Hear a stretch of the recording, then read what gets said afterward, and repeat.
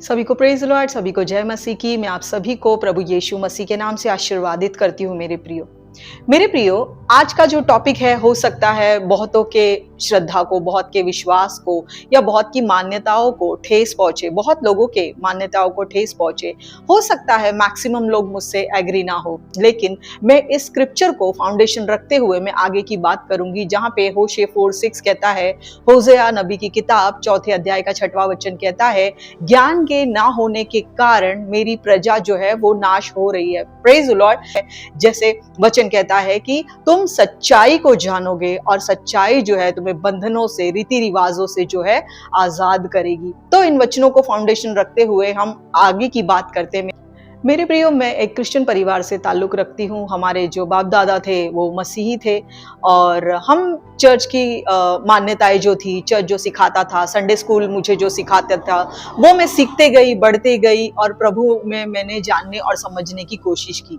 जब मेरे प्रियो मैं जब चर्च जाती थी, तब मैंने एक चीज देखी कि क्रिसमस मनाया जाता है, बहुत जल्लोश मनाया जाता है और यीशु मसीह पैदा होता है और फिर हम चर्च में सेलिब्रेट करते हैं, डेकोरेशन करते हैं, खान पान रखते हैं, एंजॉय करते हैं। एक रात पहले रात को यीशु मसीह की मूवी दिखाई जाती थी, कैसे पैदा हुआ, कैसे राजा ने अत्याचार किया, लोगों को गिनती के लिए बुलाया, नाम नोंद करने के लिए बुलाया और कैसे वो सब सारी फिल्में दिखाते थे हमको और फिर पैदा होते थे और हम सब जितने भी संडे स्कूल के बच्चे थे वो खुश होते थे और हमको ये पता था कि हाँ, यीशु मसीह 25 दिसंबर के दिन जो है वो पैदा हुआ है, क्योंकि सारी दुनिया इस दिन मसीह के जन्मदिन के तौर पर यादगार एक उत्सव मनाती है। तो हम सभी के दिमाग में कहीं ना कहीं ये कॉन्सेप्ट है, 25 दिसंबर जो है वो यीशु मसीह के जन्म का दिन है। लेकिन मेरे प्रियो, क्वेश्चन मार्क ये है, सवालिया चिन्ह ये है कि क्या बाइबल 25 दिसंबर को फेवर करता है? क्या बाइबल कहीं भी 25 दिसंबर के विषय में संकेत देता है? क्या बाइबल में कहीं भी 25 दिसंबर और यीशु के जन्म से लेकर जन्म तिथि, काल या पर्व के बारे में जो है एंट्री दी है? नहीं मेरे प्रियो, बाइबल ऐसे सटीक रीति से कहीं कुछ भी 25 दिसंबर के विषय में नहीं कहता। ये हमें किसी ने बताया है, फिर नॉलेज आते आते आते आते ये हमारे लिए एक सेलिब्रेशन बन गया और हमने इस पे ठप्पा लगा दिया कि 25 दिसंबर यीशु मसीह पैदा हुआ है, हम सब सेलिब्रेट करेंगे, हम पार्टी करेंगे, हम बोलते ना एंजॉय करेंगे, नाच गाना करेंगे। ये तय हुआ हमारे पीढ़ियों के द्वारा और वो तोहफे में हमें मिला। Praise the Lord. मिला तो मिला, ठीक है, कोई प्रॉब्लम नहीं है, लेकिन जैसे मैंने शुरुआत में कहा कि हम सच्चाई को जानेंगे और सच्चाई जो है हमें समय के साथ आजाद करेगी, सच्चाई हमें स्वतंत्र करेगी, वचन कहता है। तो आइए आज हम जाने कि क्या सच में 25 दिसंबर जो है वो यीशु मसीह के जन्म का काल है, यीशु मसीह के जन्म का दिन है, तिथि है। हाँ, आज हम वचनों के द्वारे और कुछ स्टडी के द्वारे जानने की कोशिश करेंगे। जैसे मैंने शुरुआत में कहा कि हम बहुत शुरू से क्रिसमस मनाते आ रहे हैं, शुरू से हम मेन लाइन चर्च को कनेक्ट करते हैं, तो वहां पर प्रथा है कि हमको क्रिसमस मनाना ही है और हम लोग नो क्रिसमस वाला कॉन्सेप्ट सोच ही नहीं सकते। ऐसे कैसे क्रिश्चियन ने बोलेगा तो मसीह कैसे, क्रिसमस कैसे नहीं हो सकता है? ये हमारे दिमाग में फिक्स है, क्रिश्चियन है तो क्रिसमस होना ही है। लेकिन कभी हमने उसको पॉन्डर नहीं किया, कभी खोदा नहीं कि क्या सच में ऐसा कुछ बाइबल में लिखा है, क्योंकि हमने कभी इतनी हिम्मत ही नहीं की कि हम वो लाइन क्रॉस करें और चर्च की जो मान्यताएं और प्रथाएं हैं उसको क्रॉस करें या उसको कभी क्वेश्चन करें। हमने कभी डेयरिंग ही नहीं की, जो पुरखाओं से मिला हमने वो लिया और अब तक हम वही मनाते आ रहे हैं। पिछले साल तक मैं खुद भी सेलिब्रेट कर रही थी, मुझे भी अच्छा लग रहा था। क्रिश्चियन ने बोलेगा तो क्रिसमस होना ही चाहिए, प्रेज द लॉर्ड। लेकिन इस विषय में स्टडी क्या बोलती है, आइए आज हम स्टडी के जरिए जाने कि एक्चुअल में क्रिसमस क्या है, क्रिसमस कहां से आया, क्रिसमस किस चीज को बिलोंग करता है और एग्जैक्टली क्रिसमस क्या मैसेज देता है लोगों को। आज हम जानने की कोशिश करेंगे। आप सोचेंगे नहीं मुझे मैसेज नहीं सुनना, मुझे नहीं जानना, ये एंटी बाइबल मैसेज है। नहीं मेरे प्रियो, जो हम फॉलो कर रहे हैं अब तक प्रथाओं को, वो एंटी बाइबल है, वो बाइबल में नहीं है। लेकिन जो अब मैं बताने जा रही हूँ वो बाइबल में, एनसाइक्लोपीडिया में, क्रिश्चियन एनसाइक्लोपीडिया में सारी डिटेल है। मैं सारे लिंक, सारे आर्टिकल आपको डिस्क्रिप्शन में कॉपी पेस्ट करके दूंगी, लिंक आपको दूंगी। आप घर पे इसको क्रॉस स्टडी करिएगा। मैं ये चाहती हूँ कि आप भी करें, ताकि मुझे वीडियो में शायद थोड़े से शब्द मिले, थोड़ा सा नॉलेज शेयर कर पाऊं, लेकिन जब आप क्रॉस चेक करेंगे आई एम श्योर पवित्र आत्मा आपको उस मैसेज के जरिए और गहराई में लेकर जाएंगे। Praise the Lord. चलिए हम चलते हैं आज के संदेश की तरफ मेरे प्रियो। हम सभी जानते हैं निम्रोद राजा था और निम्रोद ने है बेबीलोन का टावर बनाया था। उसमें अहंकार आ गया कि हाँ मैं इतना ऊंचा टावर बना दूंगा, इतनी ऊंची मीनार बना दूंगा कि मैं परमेश्वर के नजदीक चला जाऊं, शायद मैं स्वर्ग को स्पर्श कर लूं। वो अपनी पावर, अपने राजापन को दिखाने के लिए, लोगों में अपनी महिमा बढ़ाने के लिए उसने क्या किया, बेबीलोन का टावर जो है वो खड़ा करने की कोशिश की। फिर उसके बाद क्या हुआ, रेस्ट पूरी हिस्ट्री है, हम सभी को पता है। उसकी बीवी थी सेमीरामिस, जिसको बाइबल में और एनसाइक्लोपीडिया में, क्रिश्चियन एनसाइक्लोपीडिया में अलग अलग नामों से बताया जाता है, जिसको अर्तिमिस कहा जाता है, बहुत जगह पे सेमीरामिस कहा जाता है। तो आज हम उस लेडी को सेमीरामिस, निम्रोद की बीवी सेमीरामिस को हम आज एड्रेस करेंगे इस नाम से और हम आगे चलते हैं। तो मेरे प्रियो, निम्रोद की बीवी थी सेमीरामिस। निम्रोद जो बेबीलोन का टावर जिसने खड़ा किया वो एकदम एंटी माइंडसेट का था, उसको परमेश्वर के तुल्य होना था, उसके सारे कारस्तानी जो थे वो शैतानी थे। लेकिन बाइबल इसके विषय में, बाइबल का वचन कहता है कि वो एक शूरवीर योद्धा था और परमेश्वर के नजर में वो एक पराक्रमी योद्धा था। ऐसा व्यक्ति घमंडी हो गया और उसकी बीवी और भी ज्यादा परमेश्वर के विरोध में चलती है। Praise Lord. आज हम जानेंगे कैसे। तो जब ये दोनों पति पत्नी हैं, जब इसके बाद एक अचानक से निम्रोद मर जाता है। इसकी बीवी बहुत शैतानी कामों की प्रैक्टिस करती है और इसका पति जब मर जाता है तो इसके पति बहुत लंबा अरसा होता है मर जाने के बाद, अचानक ये एक दिन प्रेग्नेंट होती है और प्रेग्नेंट होती है लोगों को ये संदेश देती है कि मैं तो कुंवारी थी, मेरा पति मर गया था, लेकिन सूरज देवता ने मुझे प्रसन्न होकर एक लड़का मुझे दिया है जिसका नाम है तम्मूज, जिसका नाम उसने रखा तम्मूज। तम्मूज यानी सूरज का दिया हुआ, तो सूर्य देवता का दिया हुआ। तो उसने ये चीज लोगों में फैला दी कि हाँ जो निम्रोद मर गया है वही निम्रोद का दूसरा अवतार हुआ है, क्योंकि मैं कुंवारी हूं, कहां से आएगा मेरे पास बच्चा। तो इसके लिए सूरज देवता ने मुझसे प्रसन्न होकर निम्रोद के ही अवतार को मेरा बेटा करके दे दिया है और उसने उसका नाम रखा तम्मूज।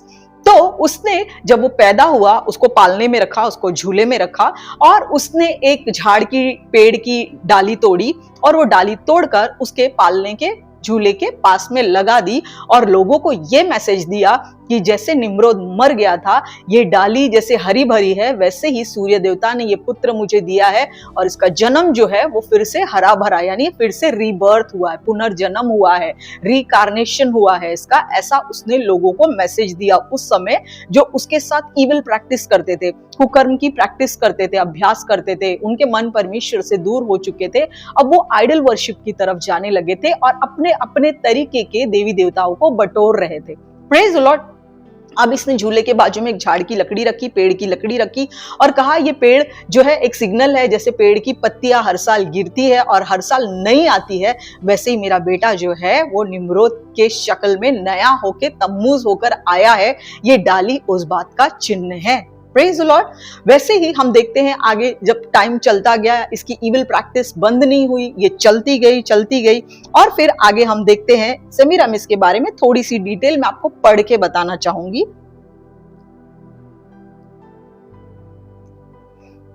सेमीरामिस जो है वो यीशु मसीह के 9वीं शताब्दी पूर्व रानी थी और उसके राज्य में लोग बहुत खुश होते थे। और फिर जो मैंने निम्रोद की और तम्मूज की कहानी बताई वो होता है। और ये जो तम्मूज है जो पैदा हुआ है मेरे प्रियो, अगर आप इसको क्रॉस चेक करते हैं तो ये तम्मूज का जो जन्म है ये हुआ है 25 दिसंबर को, 25 दिसंबर को तम्मूज का जन्म हुआ है। Praise the Lord.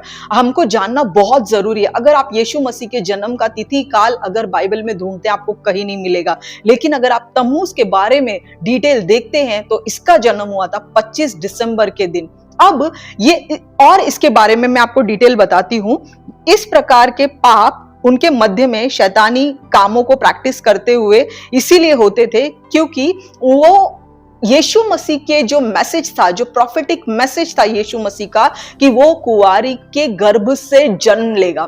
पहले तो उसने वहां पे निशाना लगाया कि पति मर गया था मेरा, मैं इतने टाइम कुंवारी थी, लेकिन देखो सूरज देवता ने प्रसन्न होकर मुझे पुत्र दिया है।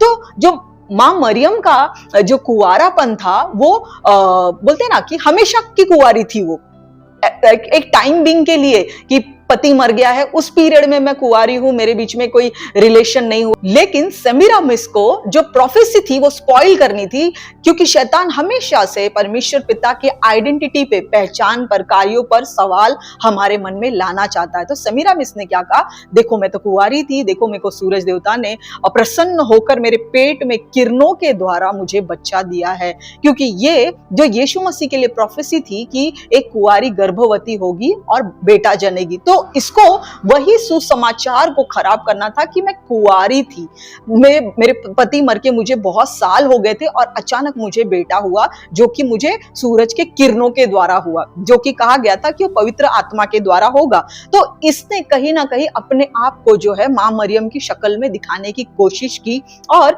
यीशु मसीह की शक्ल में तम्मूज 25 दिसंबर को आया, जिसको आज हम यीशु मसीह मानते हैं मेरे प्रियो। तब नहीं आया था, लेकिन मान्यता होकर आज वो स्ट्रॉन्ग होल्ड हो गई है।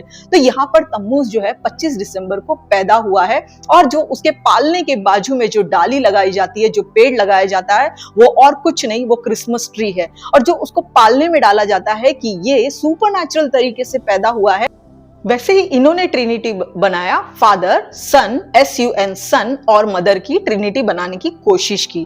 अब हम आगे देखते हैं, एक दिन तम्मूज जो है वो मर जाता है शिकार करते करते। जैसे उसके बाप शिकारी था, ये भी शिकारी था, लेकिन ये शिकार करते करते मर जाता है और इसकी जो शरीर है वो 40 दिन तक रखा रहता है कि ये सूरज का बेटा है, तो ये सूरज में सूखेगा। अब ये सूरज में सूखेगा तो ये भूसी बनेगा, राख बनेगा, ये जो भी बनेगा। तो 40 दिन के लिए इसकी लाश को रखा है। और अब क्या होता है, बाइबल वचन यहेजकेल 8:14 हमें इस बात का कंफर्मेशन देता है। यहेजकेल 8:14, तब वह मुझे यहोवा के भवन के उस फाटक के पास ले गया जो उत्तर की ओर था। वहां स्त्रियां बैठी हुई तम्मूज के लिए रो रही थी।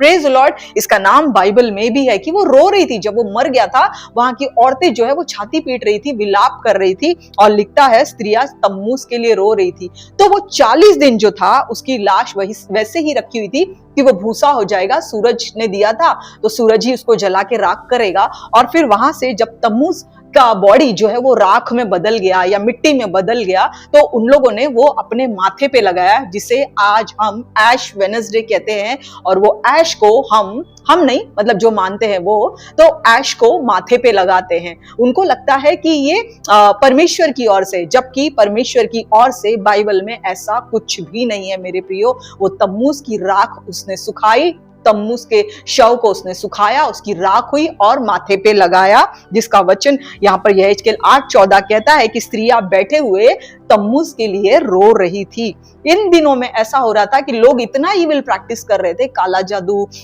शैतान पर विश्वास, मूर्तों को खड़ा करना, अपने अपने तरीके के, अपने अपने सोच विचार से। तो इन दिनों में लोग जो है वो पवित्र दिन को, परमेश्वर ने जो ठहराया था आराधना का और साधना का और पवित्र दिन, लोग इसको भूलते जा रहे थे। और यही सब प्रथाओं में कि हाँ हमको सूरज की आराधना करनी है, और वहां पे सेमीरामिस ने अपने आप को चांद बता दिया था, तो चांद की आराधना करनी है, तम्मूज की करनी है क्योंकि वो वापस से पैदा हुआ था। तो लोगों ने अपना ध्यान इन सभी चीजों पर जो वो करती आ रही थी। कभी मैं और खुलकर ये जो बीच का जो पीरियड है जो मैं आपको नहीं शेयर कर पा रही हूँ, इसके ऊपर मैं खुलकर कभी वीडियो बनाऊंगी कि सेमीरामिस ने क्या क्या गंदे काम किए जिससे खुदा बाप नाराज हुए, परमेश्वर के आज्ञा के विरोध में क्या क्या उसने कुकर्म को प्रैक्टिस किया, अभ्यास किया। ये हम कभी खुलकर बात करेंगे। अभी हमारा मुद्दा सिर्फ क्रिसमस से रिलेटेड है।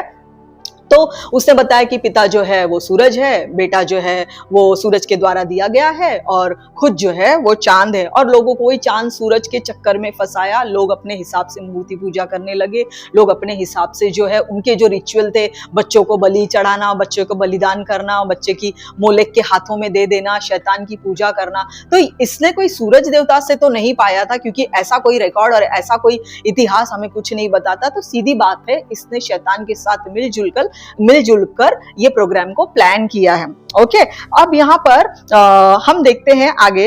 ये जो 40 दिन जो बॉडी रखी थी इन्होंने, तो 40 दिन के विलाप का जो पीरियड है, जिसको कैथलिक्स हम कह सकते हैं, या कुछ कुछ क्रिश्चियंस भी, हमारे जो मेन लाइन चर्च था उसमें भी 40 दिन के उपवास रखे जाते हैं। जबकि ये उपवास तम्मुज जब मर गया एक्सीडेंटली, तो उसके विलाप में 40 दिन लोग जो थे वो रो रहे थे। तो ये जो लेंट का पीरियड है, ये 40 दिन के उपवास का जो पीरियड है, जो आज विश्वासी बन गए हैं वो लोग भी इसको, कुछ कुछ लोग इसको पाल रहे हैं आज भी। तो ये मसीह के लिए नहीं है। अगर आप कहेंगे कि हाँ प्रभु यीशु मसीह 40 दिन 40 रात तक परीक्षा हुआ यीशु मसीह का, तो मेरे प्रियो, वहां पर यीशु मसीह के पास वो लड़ रहे थे आत्मा में, क्योंकि अब वो आत्मिक कार्य पर जाने वाले थे, अब वो अपने मिशन पर जाने वाले थे। तब वो रास्ता चलते चलते परीक्षाएं होती गई, समय होता गया, और टोटल समय हुआ 40 दिन 40 रात का। बाइबल क्लियर बोलती है कि वो निराहार रहा, उपवास किया, ऐसा कोई क्लियर शब्द नहीं है। ऑब्वियसली जब वो आत्मा में चल रहे थे, लड़ रहे थे, दुआ प्रार्थना कर रहे थे, तो रास्ते में उनको अपने जैसे फास्ट फूड की दुकान तो नहीं मिली होगी, तो वो शरीर को मारते कूटते हुए आगे तक चले। वो क्योंकि 100% परमेश्वर थे, तो वो 100% मनुष्य भी थे, इंसान की तरह उनका बॉडी भी रिप्लाई कर रहा होगा, रिस्पॉन्ड कर रहा होगा। तो वो 40 दिन निराहार रहे उस परीक्षा के घड़ी के लिए। लेकिन आज हमें बाइबल क्या कहती है कि कुछ कुछ दुष्ट आत्माएं जो है बिना उपवास और प्रार्थना के नहीं निकलती। तो हमको 40 दिन के उपवास और प्रार्थना के लिए इंतजार नहीं करना है। जब भी हमारे आत्मा में भूख लगे, जब भी हमारे आत्मा में प्यास लगे, जब भी ड्राइनेस और डलनेस स्पिरिचुअल हमको महसूस हो, तब हमें क्या करना है? उपवास और प्रार्थना करना है। 40 दिन में निपटा के आप कहेंगे वो 40 दिन में मुझे साल भर की स्ट्रेंथ मिले, तो ये बिब्लिकल बिल्कुल भी नहीं है, क्योंकि यीशु मसीह के मुख से निकला हुआ शब्द है कि कुछ कुछ आत्माएं बिना उपवास और प्रार्थना के नहीं निकलती। और ऐसे ही लोग फिर ये शिक्षा से भटक गए। 40 दिन के विलाप को उन्होंने यीशु मसीह के 40 दिन के परीक्षा से कंपेयर कर लिया, और वो विलाप को उन लोगों ने ये विलाप में बदल दिया। 40 दिन मसाला नहीं खाएंगे, 40 दिन लोगों से मिलेंगे नहीं, 40 दिन अपने आप को अलग रखेंगे और कुछ नहीं खाएंगे, शाम को फास्टिंग तोड़ेंगे। ये मतलब संसारी रिचुअल को उन्होंने परमेश्वर का समझ लिया है।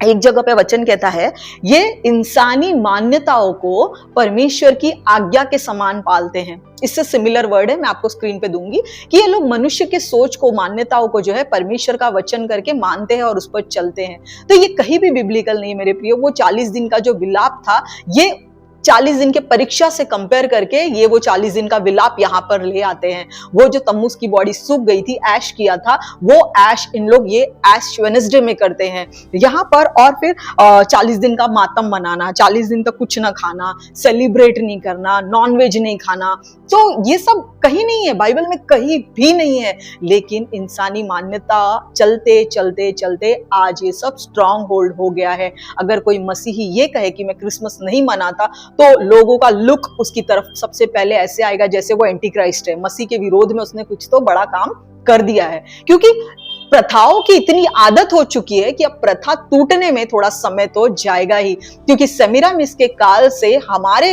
तक आने में बहुत सदियां बीती है कि वो कल्ट, वो शिक्षा, वो प्रथा को आज हमारे कल्चर में एक स्ट्रॉन्ग होल्ड बनने के लिए, तो टूटने के लिए भी समय जाएगा, लेकिन टूटेगा जरूर, क्योंकि वचन कहता है हम सच्चाई को जानेंगे और सच्चाई हमें आजाद करेगी। Praise the Lord. अब हम वचन में जाते हैं मेरे प्रियो, यिर्मयाह की किताब 7वां अध्याय 22 से 28। आप कहेंगे नहीं, ये 40 डेज लेंट का ये वो नहीं है, यीशु मसीह ने 40 दिन प्रार्थना ही की थी, हम जो वो ऐश वेडनेसडे मनाते हैं उसके लिए हमने कुछ और कहानी सुनी है। आइए रुकिए, यहाँ पर यिर्मयाह 7वें अध्याय का 22 से 28 तक का वचन क्या कहता है, आइए हम ध्यान से सुने क्या कहता है। सबसे पहले इसका पॉइंट ये है कि निर्गमन से जब इजरायली निकले प्रॉमिसिंग लैंड की तरफ, तब खुदा बाप ने उनको नियत पर्व और ऐसी कोई आज्ञा नहीं दी थी। वचन देखिए क्या कहता है, क्योंकि जिस समय मैंने तुम्हारे पूर्वजों को मिस्र देश से निकाला, उस समय मैंने होम बलि मेल बलि के विषय में कुछ आज्ञा नहीं दी, परंतु मैंने उनको ये आज्ञा दी कि मेरे वचन को मानो, तब मैं तुम्हारा परमेश्वर हूंगा और तुम मेरी प्रजा ठहरोगे, और जिस मार्ग की मैं तुम्हें आज्ञा दूं उसी में चलो, तब तुम्हारा भला होगा।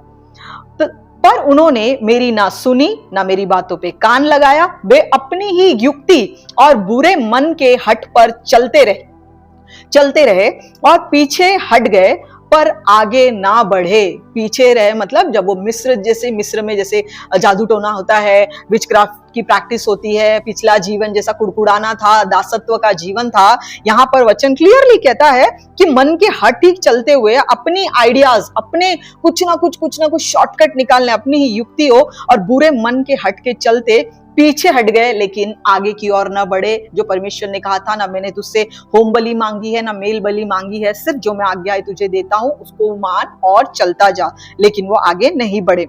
जिस दिन तुम्हारे पुरखा मिस्र देश से निकले, उस दिन से आज तक तो अपने सारे दासों भविष्यवक्ताओं को तुम्हारे पास बड़े यत्न से लगातार भेजता रहा, यही स्मरण कराने के लिए कि हमें ये सब नहीं करना है, नहीं करना है। वचन कह रहा है कि मैंने भविष्यवक्ताओं को, दासों को तुम्हारे पास लगातार भेजा, परंतु उन्होंने मेरी नहीं सुनी, ना अपना कान लगाया, उन्होंने हट किया और जो उनके पुरखाओं ने किया था उससे भी बढ़कर बुराई परमेश्वर के विरोध में की। तू सब बातें उनसे कहेगा, वे तेरी ना सुनेंगे, वो तुझे बुलाएगा पर वे ना बोलेंगे। तब तू उन्हें कह देना, यह वही जाति है जो अपने परमेश्वर की नहीं सुनती और ताड़ना से भी नहीं मानती। सच्चाई नाश हो गई है और उनके मुंह से, उनके शब्दों से, उनके चाल चलन से क्या हुआ है, दूर हो गई है। यहाँ पर वचन क्लियरली हमको कहता है पुराने करार में कि परमेश्वर ने ऐसी कोई भी आज्ञा नहीं दी, हमको कुछ मानने के लिए नहीं कहा। इसके लिए दासों को और भविष्यवक्ताओं को लगातार भेज भेज कर जो है परमेश्वर की वाचा स्मरण कराई। लेकिन लोग इतने हठीले थे, अपनी ही युक्तियां निकालते थे। जैसे आज युक्ति करके, आज 25 दिसंबर क्रिसमस हो गया है, क्रिसमस ट्री आ गया है, उसमें सेंटा क्लॉज आ गया है, उसमें फिर भेड़ बकरियां आ गई है, उसमें क्रिब आ गया है, उसमें झोपड़ी आ गई है, सब डेकोरेशन आ गया है, लोगों का इकट्ठा होना आ गया है और उसी दिन मिलकर हमको क्या करना है, मिलकर सेलिब्रेट करना है, ये जश्न का पीरियड आ गया है। तो ये वहां पर वचन कहता है कि इन्होंने अपने ही मन की युक्ति और बुरे मन के चलते रहते हुए पीछे चले गए, लेकिन आगे जो मैं उनको आज्ञा और जो जीवन देना चाहता हूं उन्होंने वो पसंद नहीं किया। अब यिर्मयाह 7वें अध्याय का 18वां वचन ध्यान से सुनना। यहां पर सेमीरामिस को स्वर्ग की रानी कहा गया, जिसकी लोग पूजा करने लगे थे। धीरे धीरे लोगों को लगता था हाँ यही परमेश्वर की ओर से संदेश लाती है, इसी का पति जो है वो परमेश्वर है और इसका औलाद जो है वो दूसरा परमेश्वर है उसी के शक्ल में। तो लोगों ने धीरे धीरे उसी की मूर्ति बनाने क्या किया, शुरू कर दिया। मेरे प्रियो, आज भी हम देखते हैं जब कोई अच्छी बातें बताता है, हम दूर नहीं जाते, हम यीशु मसीह पे ही रहते हैं। यीशु मसीह ने बहुत सी बातें की है, बहुत उत्तम, मीठी, सही, सटीक बातें की है। जहां पे ताड़ना वहां पे ताड़ना, जहां पे प्रेम वहां पे प्रेम, जहां पे दया वहां पे दया और जहां पे अनुग्रह वहां पे अनुग्रह। लोगों को जिस समय जो चाहिए इन सब चीजों में से वो अपने लिए उठा लेते हैं और अपना जीवन आगे को व्यतीत करते हैं। लेकिन कुछ लोग ऐसे भी आए जिनको ऐसा लगा अरे इसकी बातें इतनी अच्छी है तो क्यों ना हम इसकी आराधना करें। तो लोगों ने उसको मूर्त में ढाल लिया और हम देखते हैं काफी सारे मसीही कहलाने वाले चर्चेस में आज यीशु मसीह की खोदी हुई, यीशु मसीह की कोरी हुई मूर्ति भी है। जबकि 10 आज्ञा बोलती है कि कोई भी मूर्ति तू खोद कर मत बनाना, ना पृथ्वी के ऊपर के चीजों की, ना आकाश पे उड़ने वाली चीजों की, ना समुद्र के अंदर जो जीव जंतु है उनकी। तो किसी की भी मूर्त खोद के मत बनाना, क्योंकि परमेश्वर जो है वो आत्मा है, वो सच्चा है, वो पवित्र है, उसकी शक्लो सूरत नहीं है कि हम उसको देखकर बना सके। Praise the Lord. लेकिन यहाँ पर जब ये प्रैक्टिस करती गई, ये समीरामिस बुरे कामों को, बुरे चाल चलन को और जादू टोना को, तब लोगों ने इसी को देवी मान लिया और इसकी पूजा करते गए। अब यहाँ पर यिर्मयाह का 7वें अध्याय का 18वां वचन कहता है, स्वर्ग की रानी, एक शब्द कहता है, बच्चे लकड़ियां इकट्ठा करते, पिता आग जलाते, स्त्रियां स्वर्ग की रानी के लिए, इंग्लिश एम्प्लीफाइड वर्जन में कहता है, केक बनाने के लिए आटा गूंदती और वे मुझे क्रोधित करने के लिए दूसरे देवताओं को पेय यानी लिक्विड भेंट चढ़ाती थी। यहाँ पर लिखते हैं परमेश्वर कि मुझे गुस्सा दिलाने के लिए वो क्या करते थे, उस सेमीरामिस के लिए रोटी का केक बनाते थे, आटा नरम गूंदते थे। और यहाँ पर वचन कहता है, ट्रांसलेशन कहता है स्टडी में कि वो केक बनाती थी। आप देखिए अक्सर जो होता है ना, केक राउंड शेप का होता है, गोल शेप का केक होता है, आकार उसका गोल होता है। क्यों? क्योंकि वो सेमीरामिस को प्रसन्न करने के लिए केक चढ़ाते थे या केक काटते थे या केक की बलि चढ़ाते थे। क्यों? क्योंकि उसने कहा था पति सूरज है और मैं चांद हूं, तो वो चांद के आकार का जो है रोटी का केक बना के सेमीरामिस को बलि दिया करते थे। Praise the Lord. लेकिन वचन हमें क्या कहता है? रोमियो की किताब 12वें अध्याय का पहला और दूसरा वचन, खुद को वेदी बनाकर आओ और खुद का जीवित बलिदान चढ़ाओ। उस समय चाल चलन और विश्वास, जो सेमीरामिस के काल की बात हो रही है, लोग उसी के हिसाब से चल रहे थे। वो औरत जो थी, जो दुष्ट थी, जिसे हम आज के सिंपल भाषा में जो हमारी जाना माना नाम है, आत्मा में जो थी, उसको लोग देवी मानने लगे थे। क्योंकि हमारे यहूदियों को, जो मिस्र से निकल कर आए थे, इजरायलियों को, उनको कोई ना कोई शॉर्टकट देवता लेने की आदत हो गई थी। परमेश्वर बार बार मूर्ति पूजा से छुड़ाते थे, ये बार बार वही जाते थे। परमेश्वर बार बार छुड़ाते थे, ये बार बार वही जाते थे। सिर्फ 40 दिन के लिए पहाड़ पर गया 10 आज्ञा की पट्टियां लेने के लिए, इन्होंने मूर्त बना दी। उन्होंने बछड़े को, सोने का बछड़ा ढाल लिया और उसकी आराधना करने लगे और बोलने लगे, जो हमको वहां से छुड़ा लाया है वो ये है। उनकी डेयरिंग देखिए, 40 दिन भी वो सब्र ना कर सके, लेकिन 40 दिन में उन्होंने अपने लिए मूर्त खड़ी कर दी। तो इस सेमीरामिस तो काफी लंबे समय तक चली। तो जैसे देवता है, देवता बने हैं, तो उनको देवी भी कोई ना कोई चाहिए, माँ भी चाहिए। तो उन्होंने क्या किया? सेमीरामिस को अपनी माँ बनाकर उसके लिए भेंटें चढ़ाना शुरू कर दिया। अब ये माना जाता था कि सेमीरामिस और जो तम्मूज है, ये क्योंकि उसको बच्चा सूरज देवता की मदद से हुआ, तो इसलिए उस देवी को बच्चे की देवी के नाम से, कि ये बच्चा देने वाली, फर्टिलिटी की देवी है, ये बच्चा देती है, ये जनरेशन देती है, ये अनाज देती है, ब्लेसिंग देती है, ऐसे देवी के तौर पर इसको माना जाने लगा। और लोग अपना बच्चा ला लाकर इसके आगे बलि चढ़ाने लगे। जैसे तम्मूज मर गया तो उसने बोला कि हाँ, ऐसे ही जैसे तम्मूज मरा है, वैसे ही आप अगर बच्चों को देते हो तो आपको और बच्चे होंगे, आपको और बरकत होगी।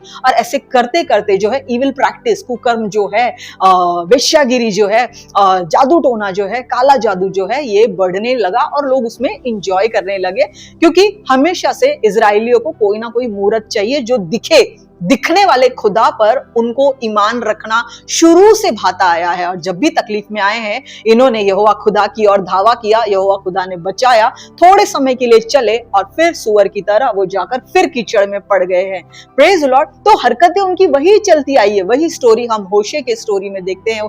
होशे नबी के, जब वो अपनी बीवी को व्यभिचार से छुड़ा के लाता है, ये फिर उधर चली जाती है। फिर परमेश्वर कहते हैं तू इसको अपना नाम दे। जब उसको फिर छुड़ा के लाता है, फिर वो वहीं पे गिर जाती है। तो होशे की जो स्टोरी है, वो खुदा बाप के हृदय की स्टोरी है कि उसने इजराइल से ऐसा प्रेम किया, लेकिन इजराइल ने बार बार अपने मालिक से, अपने पिता से बेवफाई की, कंटिन्यू बेवफाई की, और खुदा के सामने नकली खुदाओं को लाया और असल खुदा को गुस्सा दिलाया, जो ये कहता है कि मैं जल उठने वाला खुदा हूं, मुझे अच्छा नहीं लगता ये व्यभिचार, न शारीरिक न आत्मिक। लेकिन उन्होंने खुदा को रिस दिलाने में शुरुआत से लेके अब तक कोई कमी नहीं छोड़ी। उन्होंने अपने तरीके के खुदाओं को बनाया और सच्चे जिंदा खुदा के सामने उसकी आराधना और ये सब करने लगे। अब ये फर्टिलिटी की जो देवी थी, बच्चा बनाने वाली, बच्चा देने वाली, आशीष देने वाली देवी जो खुद को कहती थी, लोगों ने इसकी मूर्ति बनाई और इसके आगे बच्चों की बलियां, खाने की बलियां और सारे बलि जो है, जो खुदा को जाने चाहिए थे, ये वो नहीं देते हुए इस देवी को देने लगे, इसके बेटे को देने लगे।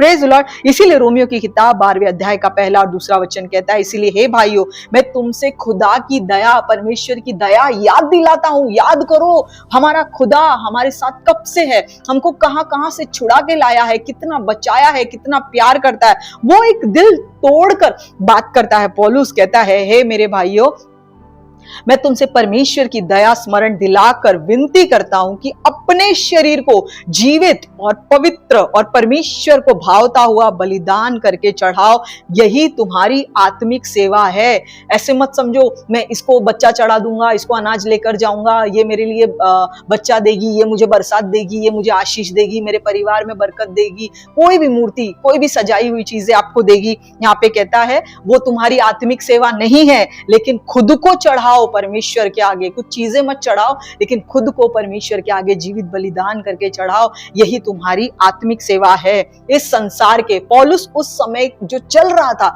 उस समय जो वातावरण फैला हुआ था मूर्ति पूजा का, उस समय जो वातावरण फैला हुआ था सेमीरामिस का, निम्रोद के काला जादू का, वो टावर का, वो एक आत्मिक घमंड का, वो तम्मूस का, वो जो कहती है कि मुझे सूरज ने दिया है, जबकि वो सेटन से पैदा हुआ है, वो शैतान का पिल्ला है। और वो कहती है, और लोग उसके पीछे जो है चलने लगे, उसकी आराधना करने लगे। तब पौलुस यहाँ पे कहता है इस संसार के जैसे मत बनो, लेकिन जब तुम्हारा मन नया हो गया, तुम जान गए हो कि तुमको छुड़ाने वाला परमेश्वर कौन है, तो जब तुम्हारा मन नया हो गया है तो तुम्हारा चाल चलन, तुम्हारी मान्यता, प्रथाएं, सोच, रीति रिवाज, मनगढ़ंत कहानियां, ये सारी चीजें यहाँ पर कहता है तुम्हारा चाल चलन भी वहां से बदलना चाहिए, जिससे तुम खुदा की, परमेश्वर की भली, खुदा को खुश करने वाली भावती और सिद्ध इच्छा, एक्सपीरियंस के साथ, अनुभव के साथ मालूम करो कि परमेश्वर ने कहां से छुड़ाया, कैसे बचाया, कैसे लाया, अब तक हम कैसे जिंदा है।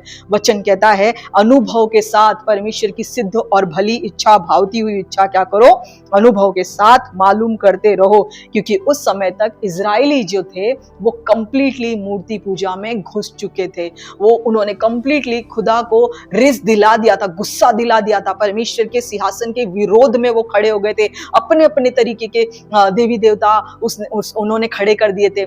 एक स्टोरी याद दिलाती हूँ। पौलुस एक जगह पे जाते हैं और पौलुस देखते हैं कि बहुत सारे देवी देवताओं की मूर्तें रखी है, और एक जगह पे खाली था और उसके नीचे लिखा होता है अनजान देवता के नाम। और पौलुस को मौका मिलता है और पौलुस कहता है हाँ, मैं उसी अनजान देवता के बारे में बात करना चाहता हूँ कि ये जो अनजान देवता तुम जो मानते हो, तुम समझते हो कि कोई एक ऐसा है जिसको किसी ने नहीं देखा, कोई एक ऐसा है जिसको कोई नहीं जानता और हम भूल गए हैं शायद, मैं उसी के बारे में तुमको बताने आया हूं। फिर वहां से वो यहोवा परमेश्वर से यीशु मसीह तक मैसेज देता है, वो बताता है, उस मौके को वो इस्तेमाल करता है कि लोगों के मन में आज भी ये चीज है, अरे खुदा तो एक ही है ना, अलग अलग रास्ते से हमको एक ही जगह पहुंचना है ना, हमारी दुआ एक ही जगह जाती है ना, सबका मालिक तो एक ही है ना। यस राइट, सबका मालिक एक ही है, लेकिन सब मालिक नहीं है मेरे प्रियो। हम बोलते सही है, करते गलत है, हमारी कथनी और करनी में फर्क है, हम जो बोलते हैं और जो करते हैं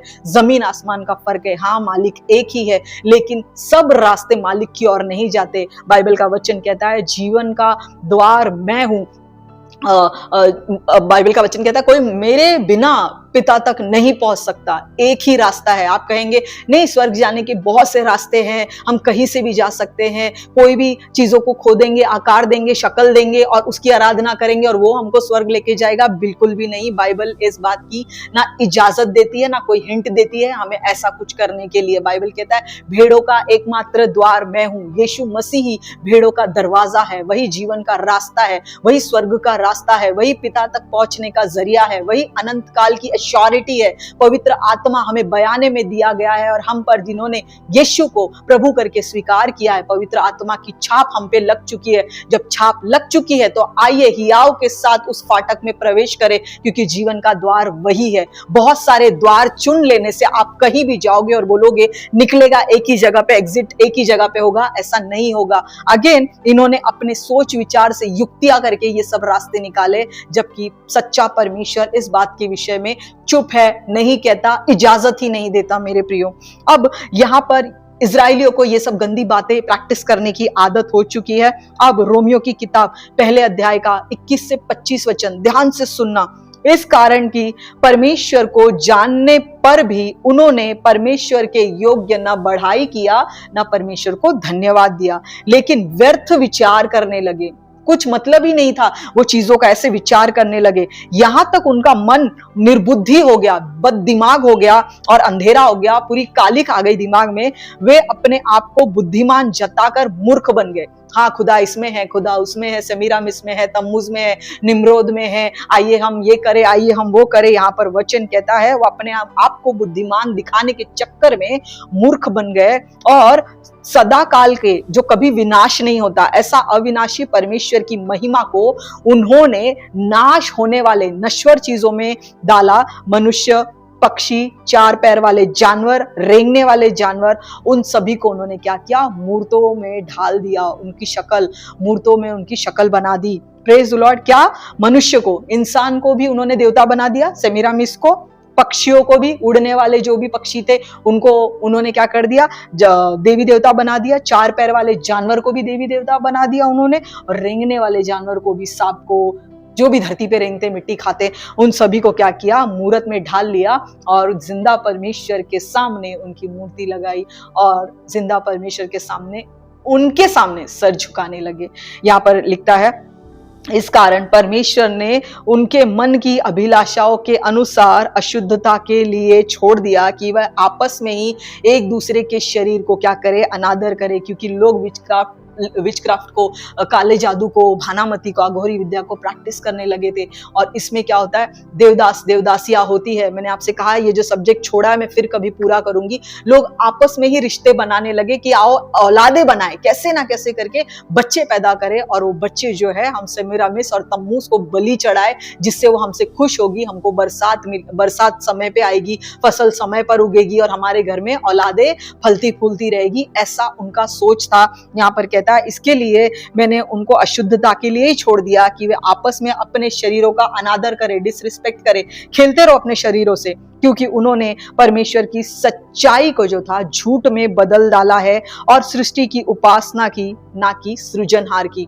सृजनहार का आराधना करनी थी जिसने सृष्टि बनाई है, लेकिन जो सृजनहार ने बनाया है, चार पैर वाले जानवर, रेंगने वाले जानवर, मनुष्य, जो भी उसने बनाए हैं, लोग उसकी आराधना करने लगे। लेकिन जिसने बनाया, आज लोगों के मन उससे हट गए हैं, लोग मिक्स करके चल रहे हैं। Praise the Lord. अब कुछ स्टडीज जो ये बात को प्रूव करती है, ध्यान से सुनना। जो निम्रोद है उसको बाल देवता भी कहा जाता है, जिसको मोलेक भी कहते हैं, जो बच्चों की बलि देता था। जब हम इंसाइक्लोपीडिया पढ़ते हैं मेरे दोस्तों, क्रिश्चियन इंसाइक्लोपीडिया जब हम पढ़ते हैं तो वहां पे क्लियर रीति से पता चलता है कि निम्रोद ने अपने बेटे की जो थी वो बलि दी थी, अपने बेटे को जो सेक्रीफाइस किया था। तो बच्चा बलि का जो प्रथा है वो उन्हीं के घर से शुरू हुआ था, जो परमेश्वर को नहीं पसंद। परमेश्वर ने क्लियर कहा, मैंने कब कहा कि बच्चों की बलि करो, लेकिन उन्होंने किया। यहां पर तो जो वो निम्रोद है वो बच्चों की बलि लेने वाला मूर्त था, बच्चों की बलि देने वाला शैतान था। वो बच्चों की बलि खाता था। लोग अपने बच्चे पैदा करते, नए जन्मे बच्चों को नाल समेत मोलेक के पास दे दिया करते थे और वो जल जाया करते थे या फेंक दिया करते थे, लेकिन बच्चों का वो नाश करते थे, नए जन्मे बच्चे का। तो यहाँ पर बाल को कुछ कनानी लोग देवता कहते हैं और यूनानी लोग उसे मंगल देवता मानते हैं, मार्स मानते हैं, और दूसरे जाति के लोग उसको सेटन यानी शनि देवता मानते हैं, और कुछ लोग सूर्य देवता, सन गॉड मानते हैं। इतिहासकार जोसेफस फोनिशियन लोगों के देवता को बाल या बेल कहते हैं, बाल देवता या बेल कहते हैं। बाइबल में इसका जिक्र मिलता है, मोलेक का भी जिक्र मिलता है। ये सारे नाम एक ही के, बाल, बेल और बाल जबूब, बाल जो यीशु मसीह कहता है ना कि अंधेरे और उजाले का क्या मेल है ना, मसीह के लोगों का और बलियाल का, तो वो बलियाल भी यही है, मोलेक भी यही है, बाल भी यही है, बेल भी यही है, और ये सारी गंदी आत्मा यही है जो बच्चों की बलि लिया करती थी। और एक जगह पर बाइबल में इसको टायर का राजा भी कहा गया है, जहां पर जो है वो भी वही है जो प्रार्थनाओं को रोकता है, अड़चन और अड़खल लाता है। जब नामों की समानता की बात करते हैं तो थियोलॉजिशियन गॉडविन कहते हैं कि बाल का मतलब है स्वामी, बाल का मतलब है स्वामी, मास्टर, और मोलेक का मतलब है राजा या राजकुमार। देखिए उसको यहाँ पर भी प्रभु के ही नाम लेने हैं कि स्वामी, हमारा मास्टर सिर्फ एक ही है, हमारा परम पिता परमेश्वर, और राजकुमार, शांति का राजकुमार केवल हमारा यीशु मसीह है। उन्होंने ये नाम भी ले लिया। Praise the Lord. अब कुछ लोग इसको बृहस्पति करके भी इसको पूजा करते हैं, बुधवार का उसको वैसा भी पूजा करते हैं, और कुछ लोग ये मानते हैं कि देवताओं में जो आखिरी देवता है वो बाल ही है, वो मोलेक ही है, वो मुर्दों को खाने वाला, वो विनाश करने वाला, लोगों को मारने वाला, विध्वंस करने वाला, वो जो सब अपने आप को आकाश का स्वामी कहता है, उसको यहूदी लोग उस समय पूजने लगे थे। और आज भी ये टीचिंग लोगों तक, अलग अलग लोगों तक आई है, और मूर्त पूजा शुरू हुई, और फिर लोग आज इन देवताओं को अलग अलग शक्लों में, अलग अलग नामों में, हर देशों में, हर प्रांतों में, हर कंट्री में पूजे जाते हैं ये लोग। तो यहाँ पर ये बच्चे जो है सबसे पहला बलि लेता है। कुछ देवता है आप देखते हैं उनके हाथ में या उनके पैरों के नीचे आपको बच्चे दिखेंगे, कुछ देवता ऐसे दिखेंगे, कुछ देवी ऐसे दिखेंगे जिनके हाथ में आपको जो है इंसानी शरीर के टुकड़े दिखेंगे या इंसानी सर दिखेंगे। ऐसे कुछ ना कुछ आपको दिखते रहेंगे, और ये अभी का नहीं है, ये सालों साल से चलता हुआ आ रहा है। और कुछ स्टडी के बारे में मैं आपको बताना चाहूंगी। भारतीय संस्कृति के जो वेद है वो मूर्ति पूजा के विषय में क्या कहते हैं मेरे प्रियो। मूर्ति पूजा के विषय में हमारे जो भारतीय ग्रंथ के 4 मुख्य पहले वेद है उसमें यजुर्वेद 32 का 3 कहता है, ना तत्स्य प्रतिमा अस्ति, ना तत्स्य प्रतिमा अस्ति, सच्चे ईश्वर की कोई छवि या प्रतिमा नहीं हो सकती। ये भारतीय ग्रंथ का पहले जो 4 ग्रंथ थे उसमें लिखा हुआ है। अगर जैसे बाइबल ये वेदों को सपोर्ट नहीं करता, लेकिन इस लिखे हुए का भी अगर आदर किया जाए तो ये वचन, ये श्लोक क्लियर हमको कहता है, ना तत्स्य प्रतिमा अस्ति, सच्चे ईश्वर की कोई छवि, कोई प्रतिमा नहीं हो सकती। वेद जो है वो मूर्तों को ढालने के विषय में और मूर्ति पूजा करने के विषय में क्लियरली लिखते हैं कि ऐसा कुछ भी नहीं है। अब यहाँ पर एक और चीज है जो लिखा हुआ है उपनिषद में, एकन स्वंदिप्रा बहुधा वदंती, मतलब ज्ञानी लोग एक सच को अलग अलग नामों से पुकारते हैं, ये वेद कह रहा है मेरे प्रियो। तो हमारी भारतीय संस्कृति भी इस चीज को मोटिवेट करती है, प्रमाणित करती है कि सच्चे परमेश्वर की कोई शक्लो सूरत, कोई आकार, कोई छवि कुछ भी नहीं हो सकता। हमारी भारतीय संस्कृति भी हमको इस बात की ओर सिग्नल देती है मेरे प्रियो। तो जब भारतीय संस्कृति हमको कहती है, क्योंकि ये बहुत पुरानी संस्कृति है, ये भी सेम कहती है, और इजरायली यहोवा की संस्कृति भी जो है बहुत पुरानी है, दोनों एक ही चीज कहते हैं मेरे प्रियो। तो ना आज हमारे लोग समझ पा रहे हैं, ना वेदों के लोग समझ पा रहे हैं कि हमें सबसे पहले परमेश्वर ने क्या नहीं करने के लिए कहा है, और हम सबसे ज्यादा सबसे पहले वही करते हैं और अपने बच्चों को, अपनी जनरेशन को वही मान्यता एक गिफ्ट में दे देते हैं जो कि हमें नहीं करने के लिए कहा है। अब तम्मुज के विषय में हम फिर से चलते हैं, जिसको सूर्य देवता का बेटा कहा गया। उसके पास जो है लकड़ी तोड़कर बलि उसके पालने के पास लगाई जाती थी। आज जो हम क्या करते हैं, क्रिब बनाते हैं, उसमें झूला लगाते हैं, उसमें झूले के बाजू में लकड़ियां लगा देते हैं और मतलब क्रिसमस ट्री लगा देते हैं। और दूसरी बात, बाइबल हमको कहीं क्लियर रीति से ये नहीं बताती कि यीशु मसीह का जन्म जो है वो गाय के गोठे में हुआ है। Praise the Lord. वो गाय का गोठा था या चरनी थी वो क्लियर रीति से नहीं बताती है, लेकिन बाइबल का वचन लुका में एक जगह पे कहता है कि जब वो पैदा हुआ तब वहां पे कुछ गडरिये थे। तो इसका मतलब है वो भेड़शाला के वहां पर पैदा हुआ है, क्योंकि जब भेड़ों के बीच में पैदा हुआ है मतलब वो भेड़ों का चरवाहा पैदा हुआ है। तो हम इसको सिंबॉलिक तरीके से ले सकते हैं मेरे प्रियो कि यीशु मसीह जो है वो सिंबॉलिक तरीके से चरनी में, मतलब भेड़शाला में पैदा हुआ है, गाय की चरनी में नहीं। जब हम क्रिब बनाते थे तो उसमें गाय, हिरण, फिर कुछ शायद अलग अलग घोड़ा भी था वो पूरे सेट में, क्रिब के सेट में। तो उसमें घोड़ा, फिर उसमें यीशु मसीह, फिर उसमें योसेफ, फिर उसमें मदर मेरी, ये रखते थे। अब ये मदर मेरी, योसेफ और जो बेबी जीसस है वो तीनों की टीचिंग मैंने आपको बताया, वो सेमीरामिस है, सन गॉड है और तम्मूज है। Praise the Lord. ये और कोई नहीं है। बाइबल में पिता, पुत्र और पवित्र आत्मा है। पिता, पुत्र और माता का कॉन्सेप्ट ही नहीं है। लेकिन ये कॉन्सेप्ट कहां से आया, मैंने आपको उसकी जड़ दे दी है। आज हम क्या रख रहे हैं अपने क्रिब में, बाइबल कहता है कि तुम्हारा शरीर पवित्र आत्मा का मंदिर है। चलो हम मंदिर बाहर लगा रहे हैं, लेकिन पवित्र आत्मा तो उसमें है ही नहीं। पवित्र आत्मा ही गायब है, उसकी जगह सेमीरामिस ने ले ली है।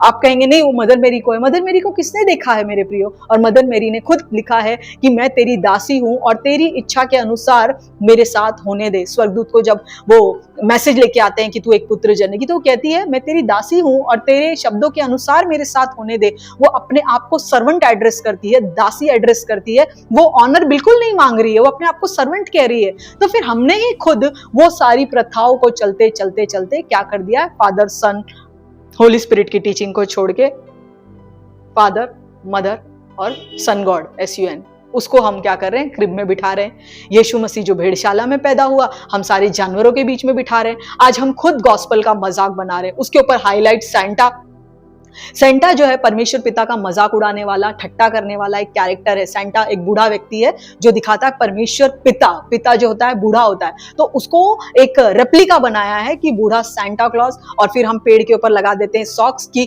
सेंटा क्लॉज हमको गिफ्ट देगा। बाइबल बोलती है कि झूठ मत बोल, लेकिन हम बचपन से अपने बच्चों को सिखाते कि सेंटा क्लॉज आएगा, पेड़ के सॉक्स के अंदर चॉकलेट डाल के जाएगा या पेड़ के नीचे गिफ्ट रखते जाएगा।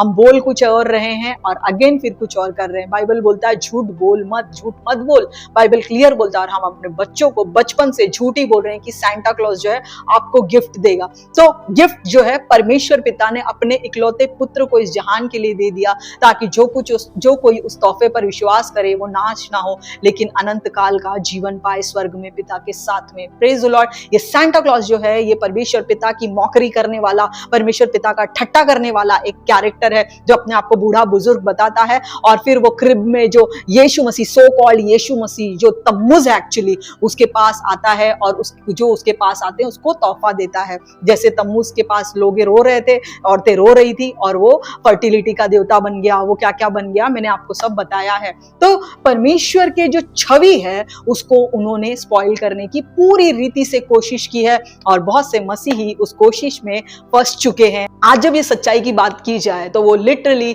अपना रेड फ्लैग दे देंगे कि नहीं, हम एग्री नहीं करते, ऐसा कुछ नहीं है, हमारे पुरखा ये मानते आए हैं। यस, हमारे पुरखा मानते आए हैं, लेकिन हमें आज जांचने की जरूरत है कि क्या जो हमारे पुरखा मानते थे वो बाइबल सपोर्ट करती है क्या उन बातों को? क्या बाइबल हमको इस बात के विषय में संकेत देती है क्या? ऐसा कुछ भी नहीं मिलता है मेरे प्रियो।